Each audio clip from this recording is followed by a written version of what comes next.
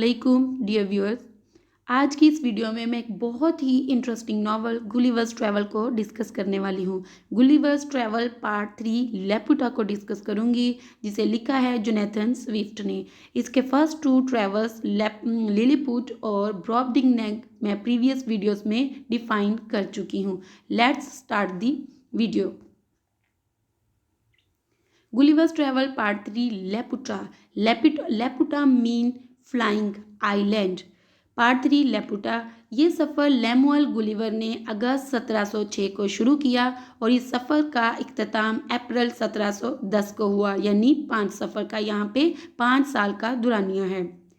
ये सफ़र हॉपवेल नामी कश्ती पर किया गया और वहाँ पे लेमुअल गुलिवर को एक सर्जन के तौर पर जॉब मिली। वहाँ पे वो एक सर्जन के तौर पर अपॉइंट हुआ। इस दफ़ा फिर गुलिवर इंग्लैंड में थोड़ी ही देर रुका और विलियम रॉबिन्सन नामी एक शख्स जो हॉपवेल नामी कश्ती का कैप्टन था, उसने गुलिवर को समुद्री सफ़र की ऑफ़र दी। गुलिवर ने फ़ौरन ऑफ़र को एक्सेप्ट कर लिया और वहाँ पे गुलिवर ने अगस्त 1706 को सफ़र शुरू किया। और ये कश्ती जिसका जो स्लोप तरह की थी, स्लोप मीन एक ऐसी कश्ती जिस पर सिर्फ एक मैस्ट लगा होता है, यानी वन सेल होता है, वहाँ पे उस पर रवाना हुआ।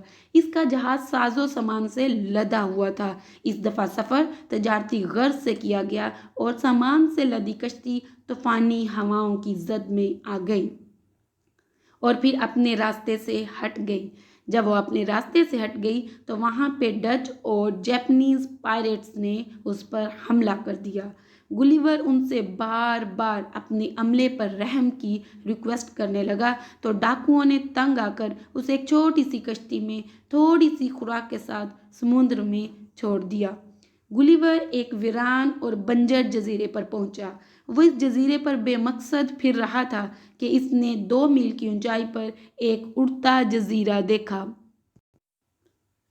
इस जजीरे को इंसान अपनी मर्जी के मुताबिक ऊपर, नीचे और किसी भी समत उड़ा सकता था। इस जजीरे के कुछ इंसान वहां से नीचे आए और अपनी अथॉरिटी से ऑर्डर लेने के बाद उसे उस फ्लाइंग आइलैंड पर ले गए।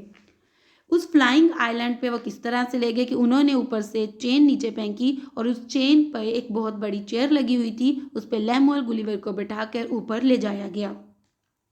अब गुलिवर और उड़ते जजीरे के रहायशी एक दूसरे को हैरान होकर देखने लगे, क्योंकि उन उड़ते हुए जजीरों के लोगों की एक आंख अंदर को मुड़ी हुई थी और एक आंख ऊपर की तरफ थी। उनके कपड़ों पर ज्योमेट्री की शेप्स बनी हुई थी और इसके अलावा म्यूजिकल इंस्ट्रूमेंट्स की भी वहाँ पे उनकी शेप्स बनी हुई थी। अब गुलिवर को बादशाह के सामने पेश किया गया। बादशाह एक बहुत ही अहम मसले में उलझा हुआ था और वो उस मसले को ज्योमेट्री की मदद से हल कर रहा था। 1 घंटे के बाद जब बादशाह फारग हुआ तो बादशाह ने गुलिवर से मुलाकात की और उसे महल में रहने को कुछ कमरे दिए।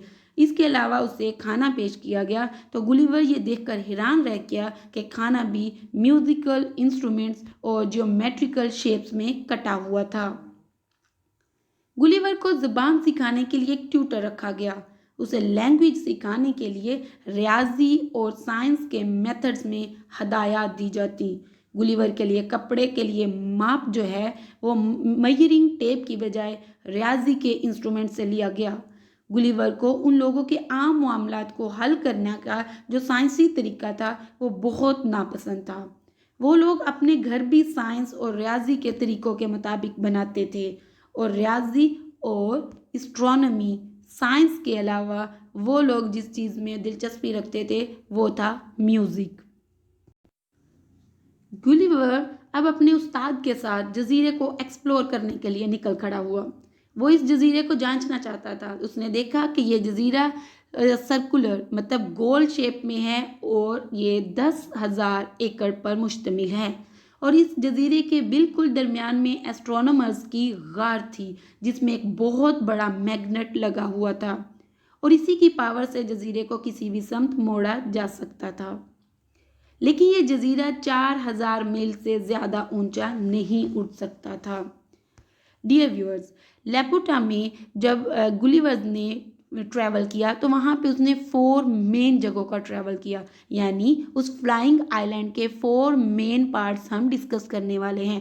پہلا پارٹ ہے لیگاڈو۔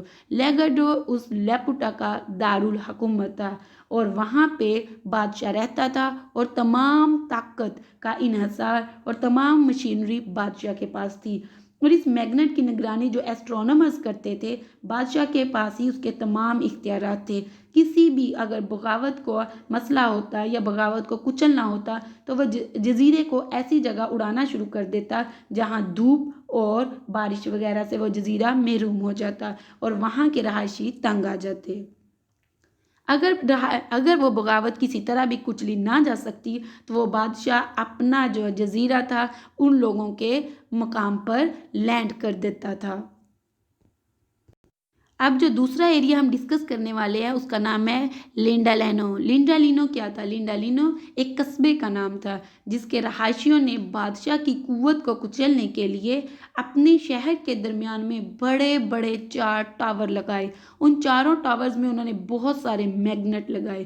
اگر بادشاہ اس جزیرے پر یعنی اپنا جزیرہ اس قصبے پر لینڈ کرنے کی کوشش کرتا تو اس قصبے کے رہائشی اس تیز نکیلے ٹاور سے اس بادشاہ کے جزیرے کو تباہ و برباد کر سکتے تھے، اس لیے بادشاہ لینڈالینو والوں کے ساتھ بہت زیادہ دوستانہ رویہ رکھتا تھا۔ اب تیسری جگہ کا نام ہے بیلنی باربی۔ بیلنی باربی ایک تھوڑا کم ہائٹڈ قصبے کا یا سلطنت کا نام تھا جہاں بادشاہ کی اجازت لے کر گلیور جاتا ہے کیونکہ وہ وہاں کی جگہ کو بھی ایکسپلور کرنا چاہتا ہے۔ اسے ایک چین کے ذریعے جس پر چیئر لگی ہوتی ہے اس سلطنت میں اتار دیا جاتا ہے۔ وہاں کے لوگ اس کی بہت اچھے طریقے سے مہمان نوازی کرتے ہیں۔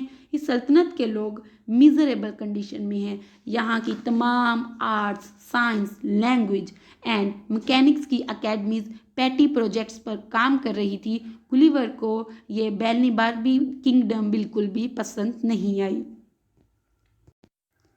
گلیور لگنیگ لاسٹ پہ لگنیگ نامی ایک جگہ کی طرف جاتا ہے۔ یہ جگہ حقیقت میں ایک سی پورٹ ہے۔ اس بندرگاہ پر وہاں کے لوگ جاپان کے ساتھ تجارت کرتے تھے۔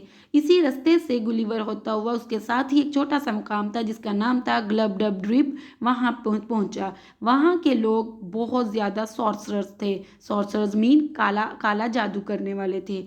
وہاں کا جو سردار تھا وہ تمام جادوگروں کا چیف تھا۔ البتہ لگنیگ کے لوگ بہت نرم دل اور سخی تھے۔ ان کی پیشانیوں پر سرخ پیدائشی نشان تھے۔ وہ تمام امورٹلز تھے، یعنی وہ لوگ تھے جنہیں کبھی موت نہ آ سکتی تھی، لیکن وہ وقت کے ساتھ ساتھ بہت بوڑھے ہو گئے تھے۔ وہ کمزور ہو گئے تھے اور بیماری میں جب مبتلا ہو جاتے اور وہ بہت بری حالت میں ہوتے کیونکہ انہیں موت تو آ ہی نہیں سکتی تھی۔ اب گلیور نے بادشاہ سے اجازت لی۔